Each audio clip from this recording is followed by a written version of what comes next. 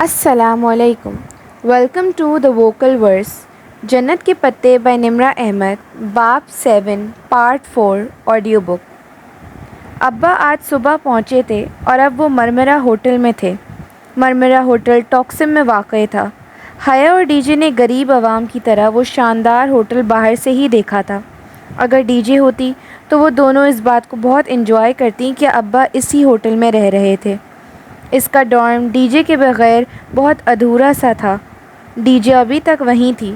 وہ تو جیسے کہیں گئی ہی نہیں تھی. حالے نے کل ڈارم بدل لیا تھا. اب وہ ڈی جے کے بینک پہ منتقل ہو گئی تھی. البتہ ان دونوں نے اس بینک سے ماتحتہ میز پہ ڈی جے کی ٹوٹی اینک ٹیپ سے جوڑ کر رکھ دی تھی. رات انجم باجی اور حالے اسی کے پاس رک گئی تھی. وہ تینوں گھنٹوں ڈی جے کی باتیں کرتی رہی تھیں. جب ہم پہلی دفعہ آپ سے ملے تھے تو اسے آپ کے انڈین ہونے پہ بہت اعتراض تھا. اسے پاکستان کا T20 فائنل میں آخری بال پہ مصباح کے آؤٹ ہونے کا بہت دکھ تھا. اس نے اس کے بعد کرکٹ دیکھنی ہی چھوڑ دی تھی. بعض دکھ اصل واقعات سے بڑے ہو جاتے ہیں. جیسے ڈی جے کی محبت سے ڈی جے کا دکھ بڑھ گیا. اور استقلال اسٹریٹ میں جب اس کے اور حالے کے پاس بہت سے واقعات تھے. وہ یادوں سے نکل کر جب سوئیں تو صبح دیر سے اٹھی. آج چھٹی تھی اور اب اسے ابا سے ملنے جانا تھا. سو اب وہ اسی لیے تیار ہو رہی تھی. جو گہرا سبز فراک اس نے پہنا تھا یہ وہی تھا جو وہ ڈی جے کے ساتھ آخری دفعہ پھپھو کے گھر پہن کر گئی تھی. بالکل پاکستان کا جھنڈا لگ رہی ہو. کچھ یاد کر کے وہ اداسی سے مسکرائی اور پرفیوم اٹھایا. ابھی اس نے اسپرے نوزل پہ انگوٹھا رکھا ہی تھا کہ بہاریں کہیں آس پاس سے چیخی تھی.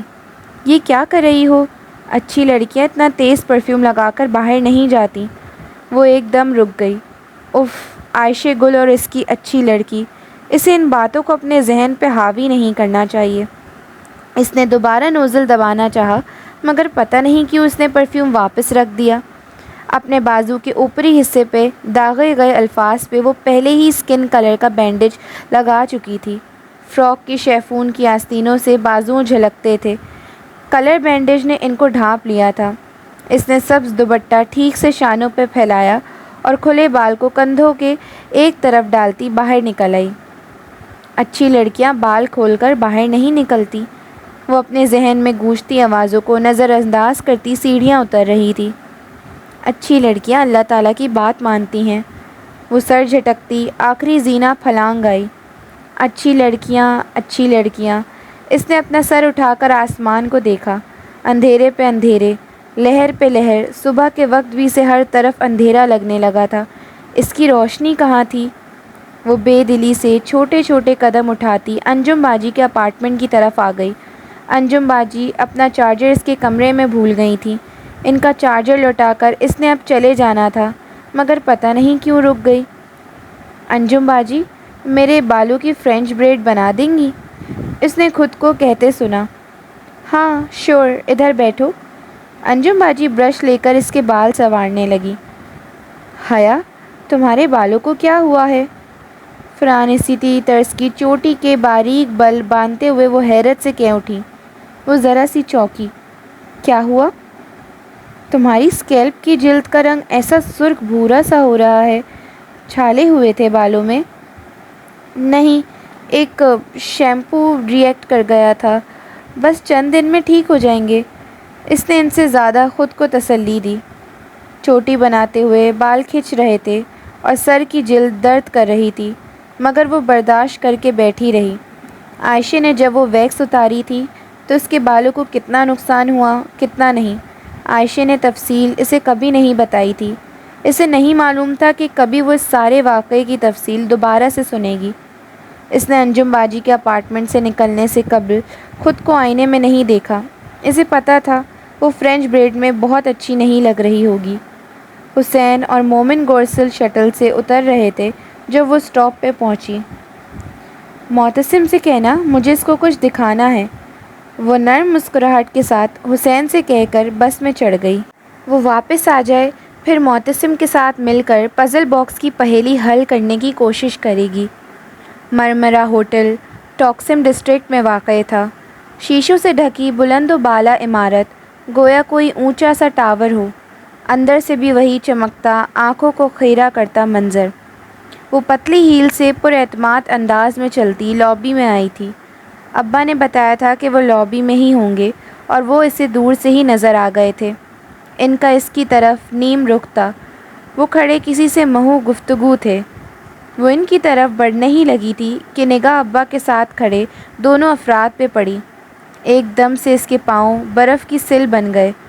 ابا کے ساتھ کوئی اور نہیں، ان کے کاروباری شراکت دار لغاری انکل اور ولید لغاری تھے۔ گویا کرنٹ کھا کر حیا مڑی اور تیزی سے ایک دوسری راہداری میں آگے بڑھتی چلی گئی۔ سچ شکر کہ ان میں سے کسی کی نظر ابھی اس پہ نہیں پڑی تھی۔ یہ قابل نفرت شخص کہاں سے آ گیا؟ وہ اس کا سامنا کیسے کرے؟ وہ کیا کرے؟ اسے کچھ سمجھ میں نہیں آ رہا تھا۔ بس وہ بنا دیکھے لیڈیز ریسٹ روم کی طرف آ گئی۔ وہاں آئینے سے ڈھکی دیوار کے آگے قطار میں بیسن لگے تھے۔ ایک طرف باتھ رومز کے دروازے تھے۔ ایک ترک لڑکی ایک بیسن کے سامنے کھڑی آئینے میں دیکھتی لپسٹک درست کر رہی تھی۔ حیا اس سے فاصلے پہ آئینے کے آگے کھڑی ہو گئی۔ اپنے عکس کو دیکھتے ہوئے اس نے بے اختیار گردن پہ ہاتھ رکھا۔ جب ولید نے اس کا دوپٹہ کھینچا تھا تو اس کی گردن پہ رگڑ آئی تھی۔ ڈولی کا کھردرا ہاتھ، اس کا فرائنگ پین، مگر یہاں کوئی ڈولی نہیں تھا جو اس کے لیے آ جاتا۔ وہ اکیلی تھی، کس سے مدد مانگے؟ اس سے جو کسی مشکل میں اس کے ساتھ نہیں ہوتا تھا۔ مگر شاید اب کی بار اسے جلدی سے موبائل پہ جہان کا نمبر ملایا۔ طویل گھنٹیاں جا رہی تھیں۔ اٹھا بھی چکو، وہ فون کان سے لگائے خوف زدہ سی کھڑی تھی۔ آئینے میں جھلکتے اس کے چہرے پہ اب تک زخموں کے نشان منمل ہو چکے تھے۔ 5ویں گھنٹی پہ جہان کی خمار آلودہ آواز گونجی۔ آپ کا مطلوبہ نمبر اس وقت سو رہا ہے، برائے مہربانی کافی دیر بعد رابطہ کریں، شکریہ۔ جہان اٹھو اور میری بات سنو۔ وہ جھلا سی گئی تھی۔ میں بہت تھکا ہوا ہوں، مجھے سونے دو۔ میں نے ریسٹورنٹ جہنم میں گیا تمہارا ریسٹورنٹ۔ تم ابھی اسی وقت مرمرہ ہوٹل پہنچو۔ ابا آئے ہوئے ہیں اور ساتھ ان کے دوست وغیرہ بھی ہیں۔ مجھے اکیلے ان سے ملنا اچھا نہیں لگ رہا۔ اس کی آواز میں بے بسی در آئی تھی۔ ساتھ کھڑی لڑکی اب بالوں کو اونچے جوڑوں میں باندھ رہی تھی۔ میں نہیں آ رہا، مجھے آرام کرنے دو۔ ٹھیک ہے، جہنم میں جاؤ، تم اور تمہارا ریسٹورنٹ۔ وہ جن لوگوں نے تمہارے ریسٹورنٹ میں توڑ پھوڑ کی تھی نا، انہوں نے بہت اچھا کیا تھا۔ تم ہو ہی اسی قابل۔ اس نے زور سے فون کا بٹن دبا کر کال کاٹی۔ ترک لڑکی اب بیسن کی سلیب پہ رکھا اسکارف اٹھا کر چہرے کے گرد لپیٹ رہی تھی۔ حیا چند لمحے اسے بے خیالی میں تکتی رہی۔ پھر کسی مکانکی عمل کے تحت اس نے شانوں پہ پھیلا دوپٹہ اتارا اور سر پہ رکھ کر چہرے کے گرد تنگ ہالہ بنا کر پلو بائیں کندھے پہ ڈال دیا۔ سبز دوپٹہ کرنکل جارجٹ کا تھا اور چاروں اطراف سفید موتی پائی پن ہوئی تھی۔ پاکستان کا جھنڈا، کندھے، آستین، کلائیاں تک دوپٹے میں چھپ گئی تھیں۔ مگر کیا وہ اچھی بھی لگ رہی تھی؟ شاید نہیں۔ لیکن کس کو؟ کسی نے اس سے پوچھا اور ایک دم سے اس کا دل پرسکون ہو گیا۔ اس وقت وہ لوگوں کو اچھی لگنا بھی نہیں چاہتی تھی۔ وہ یہ سب اللہ تعالیٰ کو راضی کرنے کے لیے نہیں کر رہی تھی۔ وہ تو شاید صرف اپنا دفاع کر رہی تھی۔ نیکی، اللہ تعالیٰ کا خوف، اسے اب بھی ان میں سے کچھ محسوس نہیں ہوتا تھا۔ ابا! ان کے عقب میں جا کر اس نے ان کو پکارا تو وہ تینوں ایک ساتھ پلٹے۔ او مائی چائلڈ! ابا خوشی سے آگے بڑھے۔ وہ ایک رسمی مسکراہٹ لبوں پہ سجائے ابا سے ملی اور لغاری انکل کو فاصلے سے سلام کر لیا۔ بیٹا، یہ لغاری ہیں، میرے دوست، اور یہ ان کے صاحبزادے ہیں، ولید۔ مجھے تو آپ جانتی ہوں گی، ہم پہلے مل چکے ہیں۔ ولید ایک محظوظ مسکراہٹ کے ساتھ اسے دیکھتے ہوئے بولا تھا۔ مجھے یاد نہیں، میں ہر کسی کو یاد نہیں رکھتی۔ ذرا رکھائی سے کہہ کر وہ ابا کی طرف مڑی اور اپنی بات کا رد عمل آنے سے قبل ہی بولی۔ آپ کو کدھر لے کر جاؤں ابا؟ استنبول کی سیر آپ کہاں سے شروع کرنا چاہیں گے؟ میرا خیال ہے انکل استقلال اسٹریٹ چلتے ہیں، اس رونق کے بارے میں بہت سنا ہے۔ ولید کی مسکراہٹ ذرا سمٹی تو تھی مگر وہ ابھی بھی مایوس نہیں ہوا تھا۔ استقلال اسٹریٹ کی رونق سے اس کا اشارہ اس جگہ کے بارز اور نائٹ کلبز کی طرف ہی تھا۔ جہاں تم کہو، تم زیادہ جانتی ہوگی استنبول کو، ابا مسکرا کر بولے تھے۔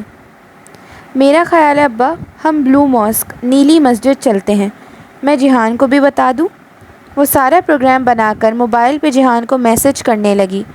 جان بوجھ کر بھی جہان کا نام لینے کے باوجود ان باپ بیٹے نے نہیں پوچھا کہ کون جہان۔ اسے مزید کوفت ہوئی۔ اسی کوف زدہ انداز میں اس نے میسج لکھا، ہم بلو ماسک، آیا صوفیہ اور ٹاپ کپی جا رہے ہیں، تم اسی جگہ آ جاؤ، اور اگر تم نہ آئے تو میں تم سے کبھی بات نہیں کروں گی۔ یہ بات سٹیمپ پیپر پہ لکھ کر دو۔ فوراً جواب آیا تھا، فائن، اب میں تم سے واقعی کبھی بات نہیں کروں گی۔ تو کیا ٹیکسٹ کرو گی؟ ساتھ ایک معصوم سا مسکراتا چہرہ بھی تھا۔ اس نے جواب نہیں دیا۔ اگر وہ سامنے ہوتا تو وہ اس کی گردن دبوچ لیتی۔ آیا صوفیہ اور ٹاپ کبھی پہلے ساتھ ساتھ ہی واقع تھے، اور ان کے سامنے سڑک کی دوسری جانب استنبول کی مشہور زمانہ نیلی مسجد تھی۔ پچھلی دفعہ اگر ڈی جے اور پھر جہان کی طبیعت خراب نہ ہو جاتی تو وہ لوگ نیلی مسجد ضرور جاتے، مگر اب سب بدل چکا تھا۔ نیلی مسجد، سلطان احمد مسجد، کا رنگ نیلا نہیں تھا، مگر اس کی اندرونی عظمت ٹائلز نیلی تھیں۔ باہر سے اس کی گنبدیوں تھے گویا چھوٹے چھوٹے پیالے الٹے رکھے ہوئے۔ مسجد کے احاطے کے آگے گیٹ تھا اور اس کے باہر قطار میں بینچ لگے تھے، یوں کہ ہر دو بینچز کے درمیان ایک میز تھی۔ بینچ پر وہ اور ابا میز کی ایک طرف جبکہ ولید اور لغاری صاحب دوسری طرف بیٹھ گئے تھے۔ موبائل حیا نے گود میں رکھا ہوا تھا، گو کہ اب وہ جہان کی طرف سے مایوس ہو چکی تھی۔ وہاں ہر سو کبوتر پھڑ پھڑاتے ہوئے اڑ رہے تھے۔ ہوا سے اس کا دوپٹہ بھی پھسلنے لگتا۔ وہ بار بار اسے دو انگلیوں سے پیشانی پر آگے کو کھینچتی۔ آج اسے اپنے سر سے دوپٹہ نہیں گرنے دینا تھا، آج نہیں۔ رات کے سیمینار کے بعد یوں کرتے ہیں کہ امیر خان سے مل لیں گے۔ ابا اور لغاری انکل آپس میں محو گفتگو تھے۔ ولید اسے نظروں کے حصار میں لیے اس کے مقابل بیٹھا تھا۔ وہ گردن موڑ کر لا تعلق سی اڑتے کبوتر دیکھ رہی تھی۔ دفتن اس نے ابا اور لغاری انکل کو اٹھتے دیکھا۔ چونک کر اس نے گردن موڑی۔ تم لوگ بیٹھو، ہم ابھی آتے ہیں۔ اسے بیٹھنے کا اشارہ کر کے وہ دونوں آگے بڑھ گئے۔ انہیں کچھ دیکھنا تھا یا کوئی مل گیا تھا، یا پھر شاید ولید نے اپنے باپ کو کلو دیا تھا۔ وہ نہ چاہتے ہوئے بھی بیٹھی رہی۔ دل کی عجیب کیفیت ہو رہی تھی۔ ابا کو بھی ترکی آ کر اتا ترک کا اثر ہو گیا تھا۔ پاکستان ہوتا تو وہ کبھی یوں اپنی بیٹی کو دوست کے بیٹے کے ساتھ تنہا چھوڑ کر نہ جاتے۔ تو میں آپ کو واقعی یاد نہیں؟ وہ محظوظ انداز میں مسکراتے ہوئے اسے دیکھ رہا تھا۔ حیا نے گردن پھیر کر سنجیدگی سے اسے دیکھا۔ میرے ابا کے دوستوں کے پاس بہت سے کتے ہیں، مجھے کبھی کسی ایک کتے کا بھی نام یاد نہیں رہا۔ وہ جواباً اسی طرح مسکرائے گیا۔ بہت نیک ہو گئی ہیں آپ، مگر اس سرخ رنگ میں آپ بہت اچھی لگتی تھی۔ وہ لب بھیجے رخ موڑے بیٹھی رہی۔ کچھ کھائیں گی آپ؟ کیا پسند ہے آپ کو کھانے میں؟ آپ کو کیا پسند ہے کھانے میں؟ Frying pan? اب کہ وہ بھی مسکرانا مسکرا کر بولی تھی، وہ پھر بھی ڈھٹائی سے مسکراتا رہا۔ گاڑی نہیں ہے آپ کے پاس ادھر؟ آپ کے ساتھ ڈرائیو پہ جانا مجھے اچھا لگتا۔ وہ اسے یاد دلا رہا تھا، ایک سنگین غلطی جس کا پردہ وہ کبھی بھی کھول سکتا تھا۔ لمحے بھر کو وہ اندر تک کانپ گئی تھی۔ اپنی حد میں رہیں ولید صاحب، جو رات کے اندھیرے میں آپ کو فرائنگ پین کی ایک ضرب سے زمین بوس کر سکتا ہے، وہ دن کی روشنی میں تو اس سے بھی بدتر کر سکتا ہے۔ کسی احساس کے تحت اس نے چہرہ موڑا تھا۔ دور سے جہان نے مسکرا کر ہاتھ پھیلایا۔ وہ انہی کی طرف آ رہا تھا، نیلی جینز پہ سفید ٹی شرٹ میں ملبوس۔ اس کے چہرے سے لگ رہا تھا وہ ابھی ابھی سو کر اٹھا ہے۔ حیا کی اٹکی سانس بحال ہوئی۔ اسے زندگی میں کبھی جہان سکندر کو دیکھ کر اتنی خوشی نہیں ہوئی تھی جتنی اس وقت ہو رہی تھی۔ وہ بے اختیار اٹھی۔ گود میں رکھا موبائل زمین پہ جا گرا۔ وہ چونکی اور جلدی سے جھک کر فون اٹھایا۔ اس کی اسکرین پہ بڑی سی خراش پڑ گئی تھی۔ کیا ہوا؟ اس کی نگاہوں کے تعاقب میں دیکھتے ہوئے ولید بھی ساتھ ہی اٹھا تھا۔ جی میڈم، آپ اپنی بات پہ قائم ہیں؟ وہ مسکرا کر کہتا اس کے قریب آیا۔ پھر نگاہ ولید پہ پڑی تو اس نے سوالیہ نظروں سے حیا کو دیکھا۔ جہان، یہ ابا کے دوست کے بیٹے ہیں، ابا ان کے والد کے ساتھ ابھی وہ آ گئے۔ ابا اور لغاری انکل سامنے سے چلتے آ رہے تھے۔ جہان کو دیکھ کر ابا کے چہرے پہ خوشگوار حیرت ابھری۔ سوری ماموں، میں ایئرپورٹ نہیں آ سکا۔ ممی نے بتایا تھا کہ آپ نے خود منع کر دیا تھا۔ ابا سے مل کر وہ مدھم مسکراہٹ کے ساتھ بتا رہا تھا۔ لغاری انکل اور ولید سے بھی وہ اسی خوش دلی سے ملا تھا۔ البتہ وہ دونوں استفہامیہ نظروں سے سلیمان صاحب کو دیکھ رہے تھے۔ اٹس اوکے، آفیشلی پک کر لیا گیا تھا ہمیں، اسی لیے میں نے سبین کو منع کر دیا تھا۔ جہان نے مسکرا کر سر کو جنبش دی، پھر نگاہ لغاری انکل کے سوالیہ تاثرات پہ پڑی تو جیسے جلدی سے وضاحت دی۔ میں جہان سکندر ہوں، سلیمان ماموں کا بھانجا اور داماد، حیا کا ہسبینڈ۔ مرمرہ کا سمندر ایک دم آسمان تک اٹھا اور کسی تھال کی طرح اس پہ انڈیل دیا گیا تھا۔ وہ اس بچھاڑ میں بالکل سن سی ہوئی جہان کو دیکھ رہی تھی۔ جس رشتے کے متعلق نہ پوچھنے کی اس نے قسم کھا رکھی تھی، اس رشتے کا اقرار یوں اس منظرنامے میں ہوگا اس نے کبھی تصور بھی نہیں کیا تھا۔ داماد؟ او آئی سی۔ لغاری انکل نے بامشکل مسکرا کر سر ہلایا، پھر ایک نظر ابا پہ ڈالی جو لمحے بھر کو گنگ رہ گئے تھے مگر جلد ہی سنبھل گئے تھے۔ مجھے خوشی ہے جہان کہ تم آئے، حالانکہ وہ اس کے آنے کے بجائے کسی اور بات پہ خوش تھے۔ سوری ماموں، مجھے پہلے آنا چاہیے تھا، اور اگر اب بھی نہ آتا تو حیا نے مجھ سے ساری زندگی بات نہ کرنے کا ارادہ کر لیا تھا۔ اس نے مسکرا کر کہتے حیا کو دیکھا۔ وہ جواباً دھیرے سے مسکرائی، جیسے وہ دونوں ہمیشہ سے ہی ایسے ہی آئیڈیل کپل کی طرح بات کرتے رہے ہوں، جیسے ان کے درمیان کبھی کوئی تلخ کلامی ہوئی ہی نہ ہو۔ ولید لغاری کے چہرے کی مسکراہٹ پھر یوں غائب ہوئی کہ دوبارہ مسکرا نہ سکا۔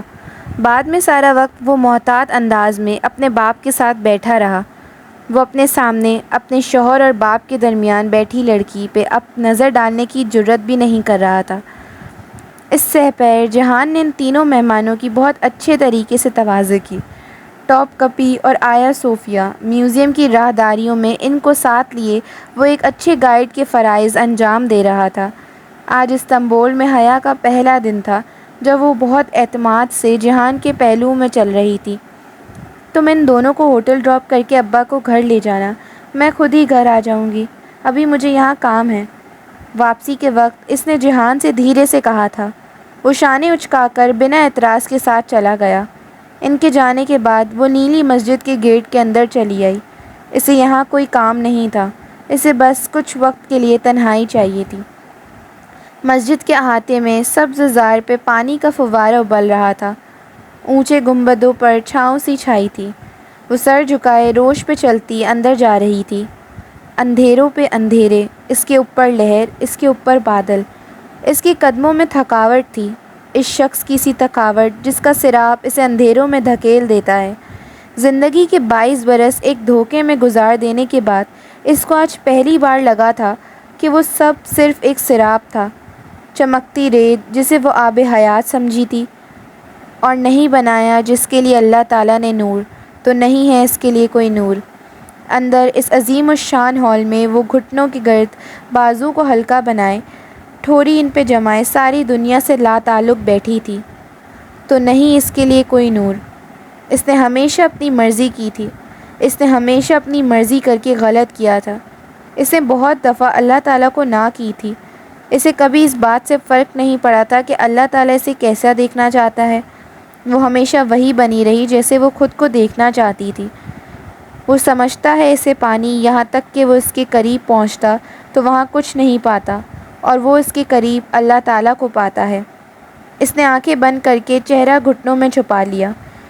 جن دنوں اس کا تازہ یونیورسٹی میں ایڈمیشن ہوا تھا، اس نے دوپٹہ بالکل گردن میں لینا شروع کر دیا تھا۔ کتنا ڈانٹتے تھے تایا فرقان اور ابا بھی شروع میں کچھ کہہ دیتے، مگر جب وہ خاموشی سے ان کی بات سنی انسنی کر کے آگے نکل جاتی تو رفتہ رفتہ سب نے کہنا چھوڑ دیا، اور پھر اس سفر کی نوبت کہاں آ پہنچی۔ اس کی ویڈیو کو مجرے کا نام دے دیا گیا۔ ایک بدنام زمانہ آدمی اس کے پیچھے پڑا تھا۔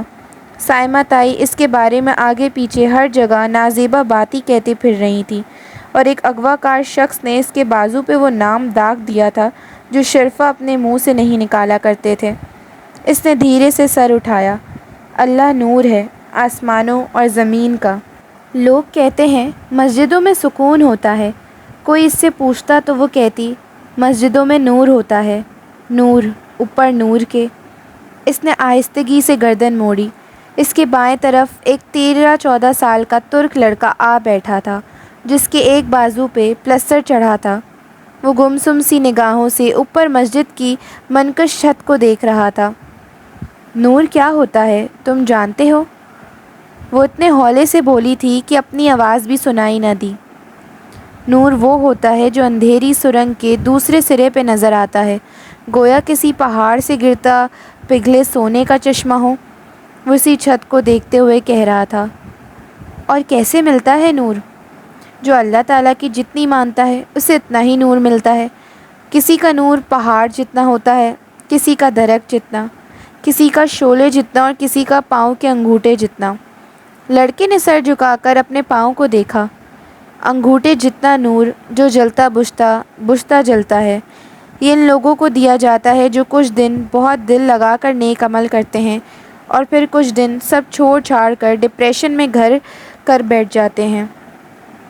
اور انسان کیا کرے کہ اسے ایسے آسمانوں اور زمین جتنا نور مل جائے؟ وہ اللہ کو نہ کہنا چھوڑ دے۔ اسے اتنا نور ملے گا کہ اس کی ساری دنیا روشن ہو جائے گی۔ وہ پھر سے گردن اٹھائے مسجد کی اونچی چھت کو دیکھنے لگا تھا۔ اسے محسوس ہوا اس کا چہرہ آنسوؤں سے بھیگ رہا ہے۔ وہ دھیرے سے اٹھی اور باہر کی طرف چل دی۔ سنو، وہ پیچھے سے بولا تھا۔ حیا لمحے بھر کو رکی۔